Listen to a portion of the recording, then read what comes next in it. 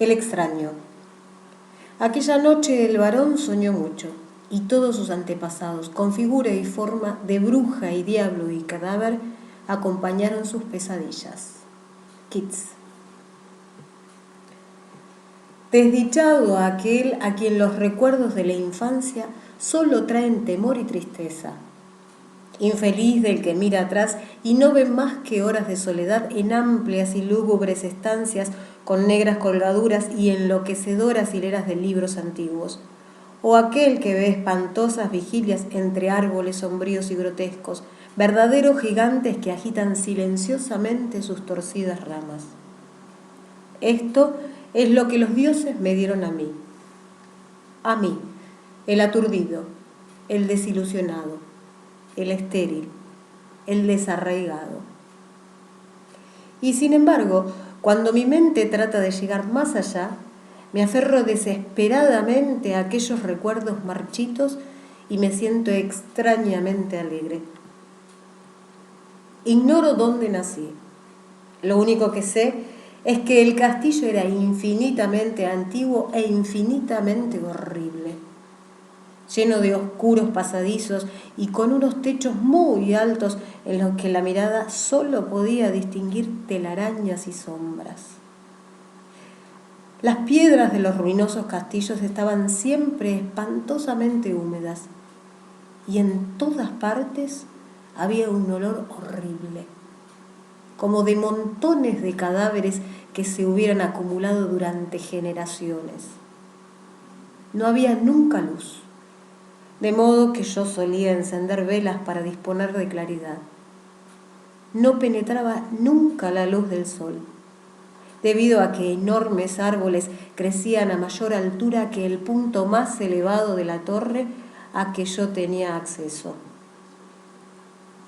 Había otra torre negra que se elevaba por encima de los árboles en el desconocido cielo exterior, pero estaba parcialmente en ruinas y no podía subirse a ella a no ser que se trepara por la pared piedra a piedra.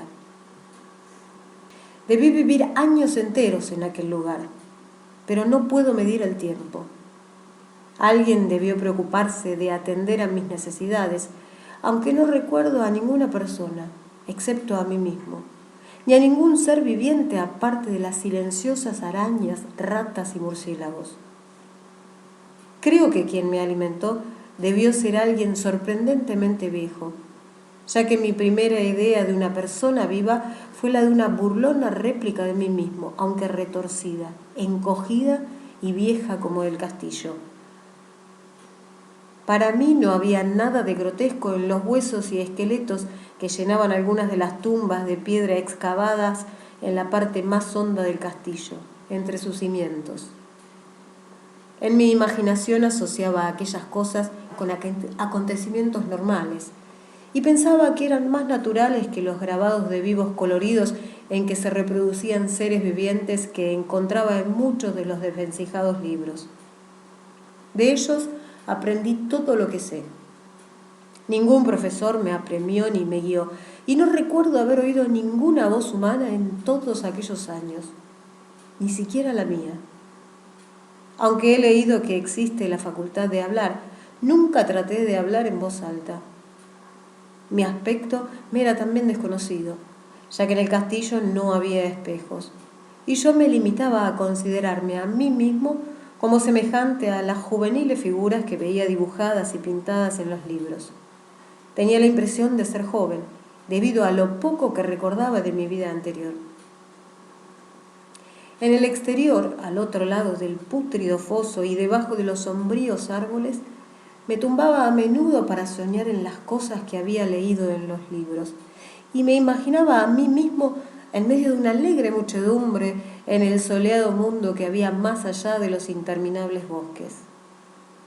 En cierta ocasión traté de escapar del bosque, pero a medida que me alejaba del castillo, las sombras se hicieron más densas y el aire se llenó más y más de funestos presagios.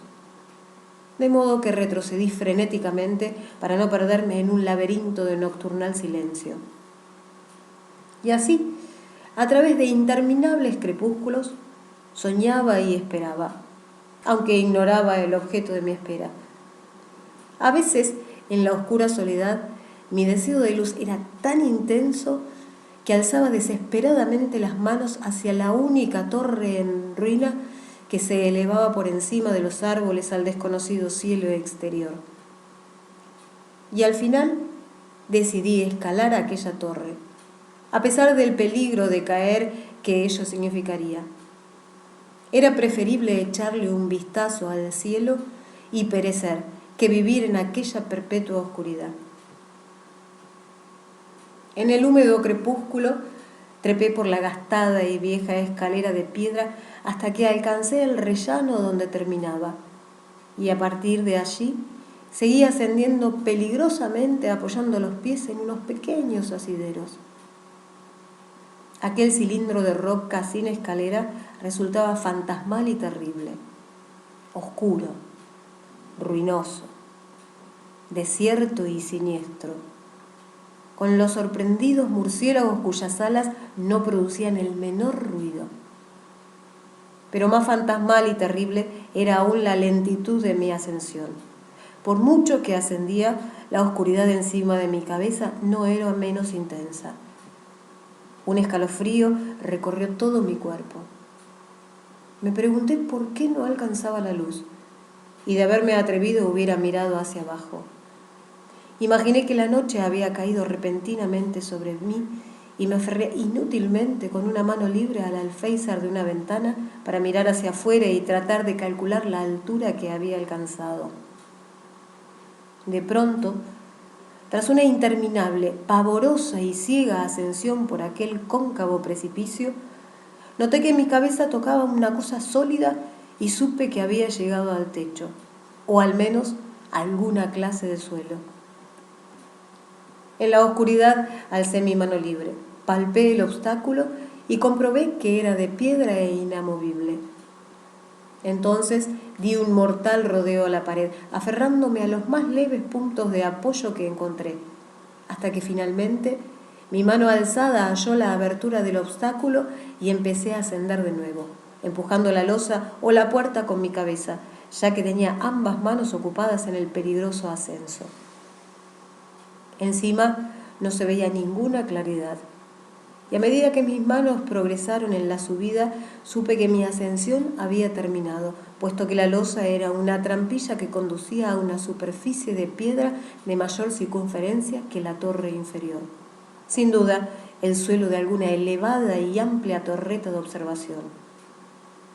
Me introduje cuidadosamente a través de la abertura y traté de impedir que la losa cayera de nuevo, aunque fracasé en este último intento. Mientras me dejaba caer exhausto sobre el suelo de piedra, oí los fantasmales ecos de su caída, aunque confié en que podría volver a alzarla cuando fuese necesario.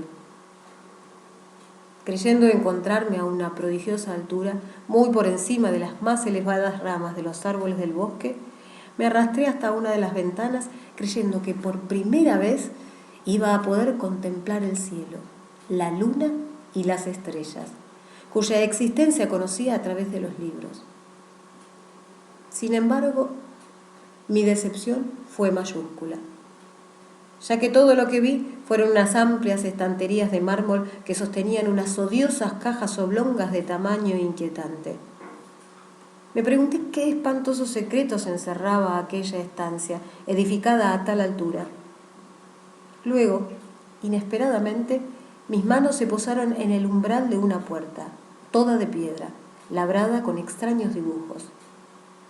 La empujé y descubrí que estaba cerrada, pero haciendo un supremo esfuerzo conseguí abrirla. En cuanto quedó abierta, caí en el más puro de los éxtasis que había conocido, ya que brillando apaciblemente a través de una adornada verja de hierro y encima de un corto pasadizo de escalones de piedra que ascendía desde la recién descubierta puerta, vi la radiante luna llena, la cual no había visto hasta entonces más que en sueños y en vagas visiones que no me atrevo a llamar recuerdos. Imaginando ahora que había alcanzado la verdadera cima del castillo, empecé a trepar por los escalones que había detrás de la puerta. Pero la luna, quedó repentinamente velada por una nube. Tropecé y me vi obligado a continuar mi ascenso más lentamente en la oscuridad. Era todavía muy oscuro cuando llegué a la verja, la cual empujé cuidadosamente para descubrir que estaba abierta, aunque no la abrí por miedo a caer desde la impresionante altura a que había trepado. En aquel momento volvió a salir la luna. La más diabólica de todas las impresiones es la que procede de lo abismalmente inesperado y grotescamente increíble. Nada de lo que había dejado atrás podía compararse en terror con lo que ahora vi, con las extrañas maravillas que el espectáculo ofrecía. El espectáculo en sí era tan sencillo como asombroso, ya que era simplemente esto. En vez de una perspectiva de copas de árboles contemplados desde una elevada eminencia, detrás de la verja había ni más ni menos que el sólido suelo, sembrado de losas y de columnas de mármol oscurecido por la sombra de una antigua iglesia de piedra, cuyo ruinoso campanario brillaba espectralmente a la luz de la luna. Medio inconsciente, abrí la verja y avancé unos pasos por el sendero de blanca grava que corría en dos direcciones. Mi cerebro, sumido en un verdadero caos, seguía aferrado a su frenético deseo de luz. Y ni siquiera la fantástica maravilla que acababa de presenciar pudo detener mis pasos. No sabía, ni me importaba si lo que me estaba sucediendo era locura, sueño o magia. Estaba decidido a contemplar la claridad y la alegría a toda costa.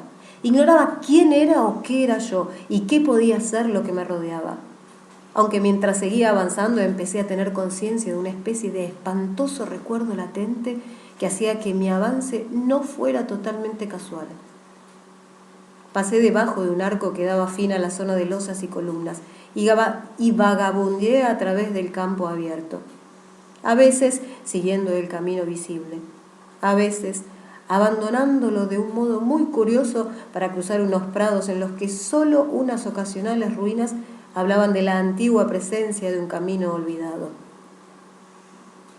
En un momento determinado, crucé un riachuelo por un lugar en el cual se veían los restos de lo que había sido un puente.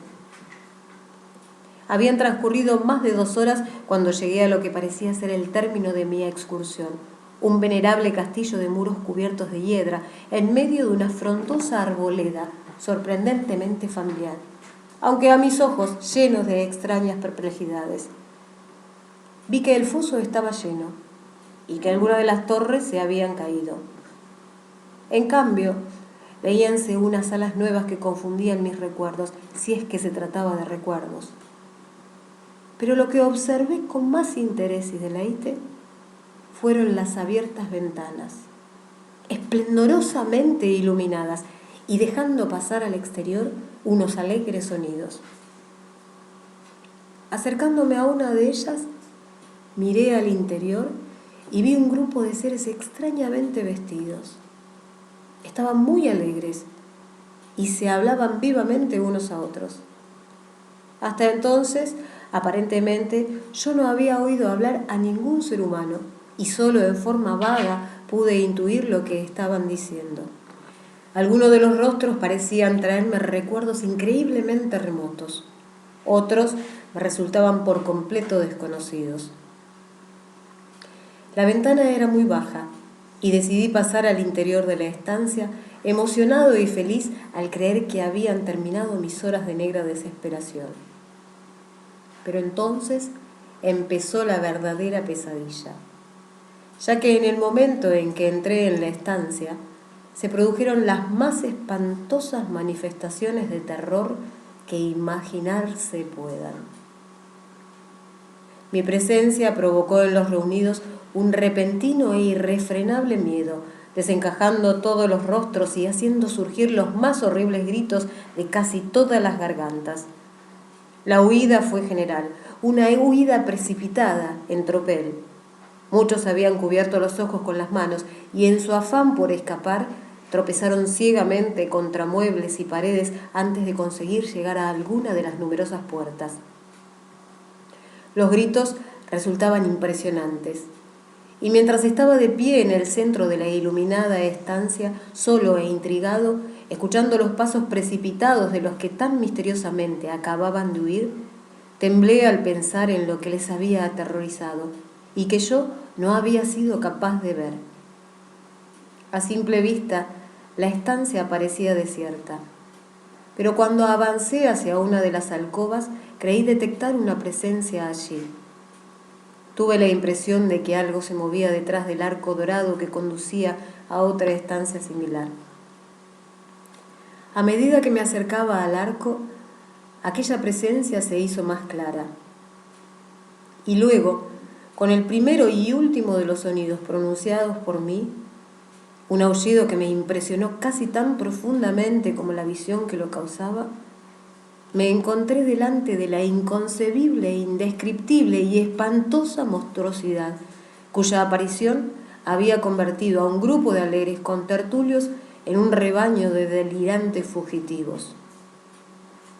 No puedo describir su aspecto, ya que estaba compuesto de todo lo que es sucio, desagradable, detestable y anormal. Era una fantasmagórica mezcla de putrefacción, vejez y descomposición. La pútrida imagen de una malsana revelación, la espantosa representación de lo que la piadosa tierra debe ocultar para siempre. Dios sabe que no era de este mundo, que hacía muchísimo tiempo que no era de este mundo. Pero noté horrorizado que su aspecto general recordaba la forma de un cuerpo humano. Quedé casi paralizado y ni siquiera tuve fuerzas para huir, como habían hecho los demás. La visión de aquel monstruo me había sumido en una especie de hechizo. Mis ojos no se apartaban de aquellas cuencas vacías que se negaban a cerrarse. Traté de alzar la mano para interponerla entre mis ojos y la monstruosa visión, pero estaba tan pasmado que mis nervios no consiguieron hacer obedecer del todo a mi brazo.